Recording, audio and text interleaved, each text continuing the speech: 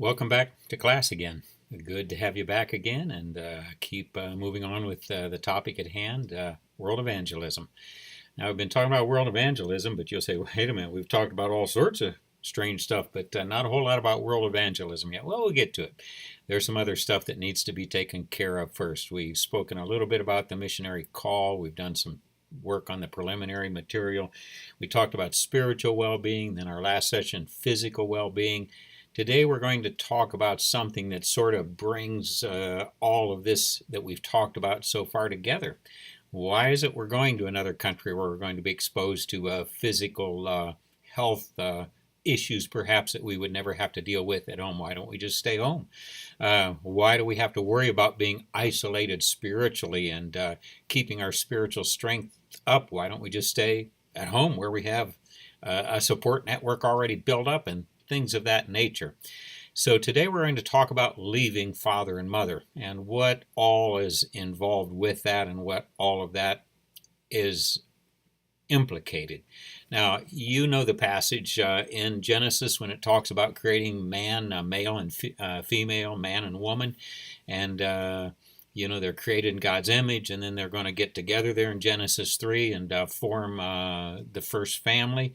And even though there's no father and mother yet, God says, for this cause, or the cause of two becoming one, a man will leave his father and his mother and join or cling to his wife, and they shall become one flesh, one person, one identity, one being.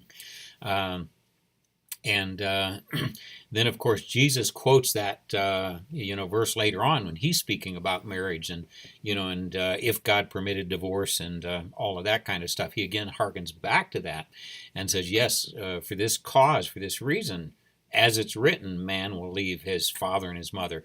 And we could probably say there just as well a woman needs to leave her father and mother as well. It's not just man. I don't know, maybe sometimes the guys have a little bit more trouble with it, maybe not. Either way, the idea is focused on two people becoming one person, two individuals joined into one. And in doing that, then we somehow reflect the nature of God. And that's certainly no accident. So in this creation story that we find back in the very beginning of Genesis, and this creation of man and woman, male and female, and this injunction to be joined together, where the woman is going to be man's, or Eve's going to be Adam's help meet. Now, what does that word mean? We often, in the past, maybe incorrectly identified it as something like his helper. That's not really what it means. Well, in a way it does, but not just simply somebody that's there to do whatever he tells her to do. That concept of help meet is complementary. In other words, a helper that provides what the other lacks. In other words, what Adam didn't have, Eve did, and what Eve didn't have, Adam did. And by those two joining together in one, they could be a mutual help to one another, providing that which was lacking in the character and in the nature of the other person. So with that being the central focus of God's creation and this formation of a family, it's big stuff. But what are the impedances to that? What is it that causes the difficulties to that? Well, one of them is not really leaving father and mother. We've grown up in a household. We're pretty comfortable there. Everything's moving along more or less okay. And then we fall in love with someone. We decide we want to get married. Good. But for that to be successful, you have to leave father and mother. You have to really take on that new identity that I'm no longer the son of or the daughter of my mother and father. I'm now a husband or a wife, and my primary loyalty is going to be to that marriage and to my spouse. That's true in marriage. It's also true when it comes to this whole concept of going and being a missionary, evangelizing the world, sharing the good news. And so today that's what we want to talk about, that concept or that aspect of the missionary call, of the missionary identity, of the missionary work, of evangelizing the world. Now, to deal with that, I want to start out with the Bible. That's a good place to start, I think. And I'd like to go back to a passage in the Bible that's quite ancient, actually. It only postdates by a relatively short period of time if we look at the grand scheme of things from that creation story that we just talked about. And when we deal with it, it starts to bring things into clear focus. I want to read what's called by theologians the Proto-Evangelium. Now, you might want to remember that word. You might see it on a test. You never know.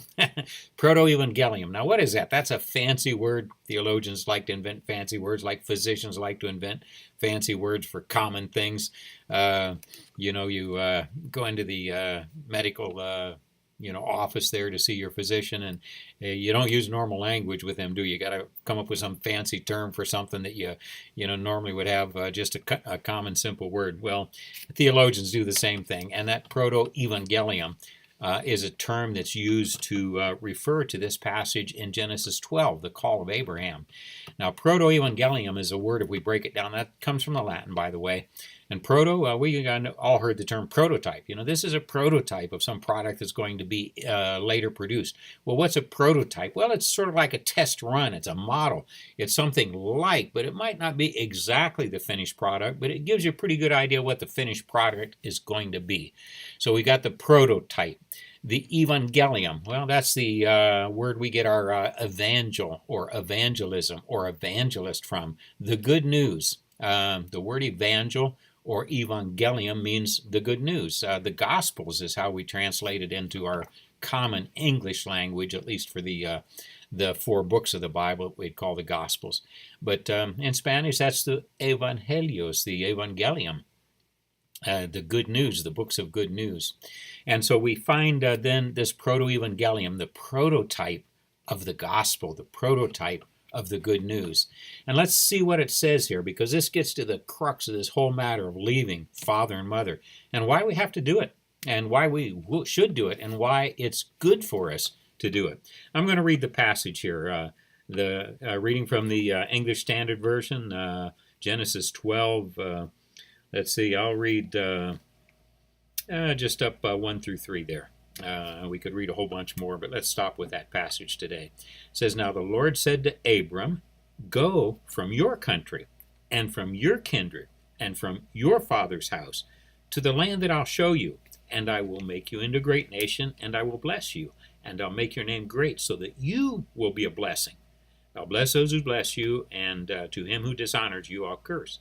And in you all of the families of the entire earth shall be blessed." I'll read 4:2, and it says, "So Abraham went out as the Lord told him." There we have this prototype of the gospel. Now, what's going on there? It says, well, Abraham, you've got to go. Now, why did Abraham have to go? That doesn't make a whole lot of sense. Why couldn't he just be a God-fearer, a God person, right where he was? Well, he probably could have been, but he probably wouldn't have been. They say, now, wait a minute, Abraham's a special guy, isn't he? That's why God called him. Well, yes and no. He was a person that was willing to follow God's leading, and that sets him apart. Was he that much better than everybody else? Maybe not. We all know Abraham, when he's running into this king and that king down in Egypt and running around, twice at least, he gives his wife away. That's not this spectacular husband that's going to die defending his wife. He says, yeah, you can have her there. I don't want to get in trouble. They're going to see how pretty she is, and they're going to want her, and they might kill me, so they get her. So I'll just say, here, you can have her. She's my sister. Well, half-sister, sort of, but that's okay. No, Abraham wasn't some great moral giant. He was a guy that had faith in God, and he was a fellow that was willing to listen to God's leading and direction. And that's what sets him apart. Now, another issue. Why did he have to leave his family? Why did he have to leave, in this case, father and mother, and go to some strange land? That's the interesting part. You see, Abraham takes off and he leaves, and he gets over to Canaan. And what's he see in Canaan? These people are idolaters. They're worshiping idols. It's terrible. They're disgusting. And he sees that as repugnant. Now, is that because Abraham had nothing to do with idols? No. Let's go back again here, if we go a little bit further up to, what was it, Genesis 31 there, and we find, Rachel and Leah, and they're heading back to with Jacob to the promised land after, serving Laban for 14 years there, to buy these two young ladies off of him and all that. So as they're heading back and as they leave and they take off, Jacob takes off at night, or secretly, and he's gone. And 3 days later, Laban says, "Hey, where's Jacob at?" He's gone. He's nowhere to be seen. You took the flocks, took your daughters. He's gone. Laban takes off after him, and he chases him, and he eventually catches up with him. And when he catches up with him, he says, "Why have you taken my daughters?" And so Jacob says, "Hey, man, I worked for him fair and square. I paid you the price you asked. We're good. Okay, fine. That's all right. Yeah, you're right. You did.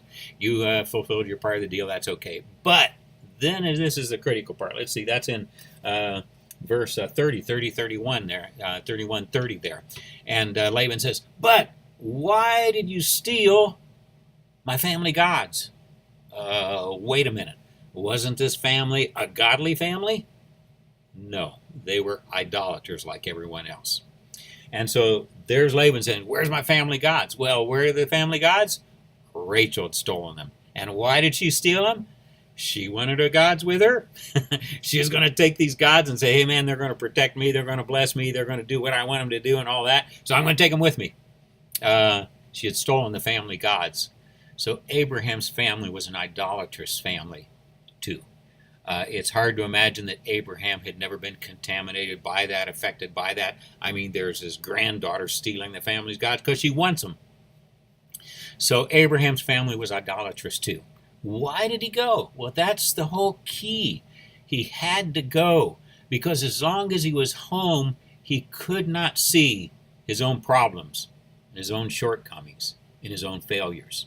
He could not see the shortcomings and the problems and the failures of his family. But once he left and got to Canaan, he could see their shortcomings and he could see their failures and he could see how ugly their idols were. He couldn't see it in his own, but he could see it in theirs. And so by going to a different country, it was like God opened his eyes and he could see all of a sudden how his own family had shortcomings too, through seeing it in others.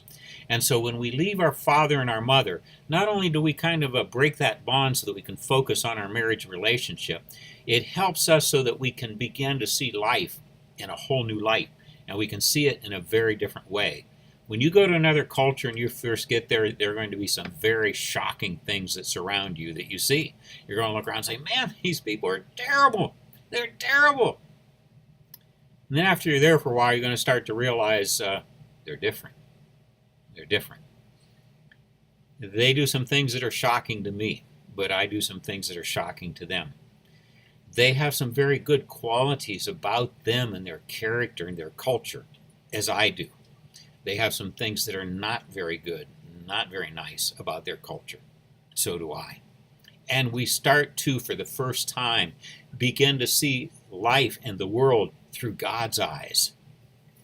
We can see that in American culture, we do have some good qualities, and we thank the Lord from those. And those good qualities come from the biblical foundation that our country had.